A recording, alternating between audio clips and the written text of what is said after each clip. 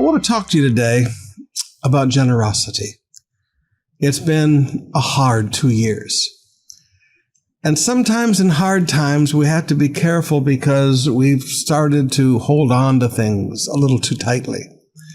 Now, for some of us, we've gotten more generous, but for others of us, we've gotten a little stingy. And I want to remind you of some promises that God has made. Notice these 4 promises in Proverbs 11, verse 24 and 25. He says, give freely, and become more wealthy. Wow. Give freely and become more wealthy. Be stingy and lose everything. There's a promise. The generous will prosper, and those who refresh others will themselves be refreshed.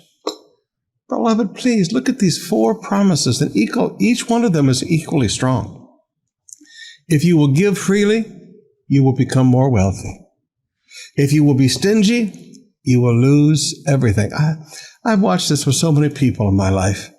I've watched people start out when they're poor with generosity, and then as they begin to get blessed, they get more and more bills, they get overextended, they become stingy because they're trying to pay their bills.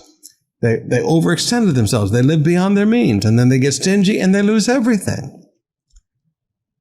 The generous will prosper. That's his promise. Look at that. The generous will prosper. Verse 25. A generous person will prosper.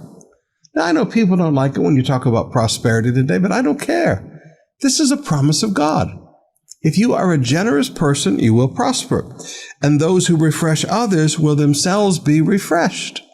If I give of myself to refresh somebody else, somebody who's weary, and I just come along and I show generosity and I refresh them, you know what? There's going to come a day that's going to happen to me. Beloved, coming out of this thing, let's remember, and some of you, please, I have no criticism for you. It's been a hard 2 years. But some of you, when times were hard, you didn't remember your generosity, and that made times harder. Let's get back into generosity. The generous man will prosper.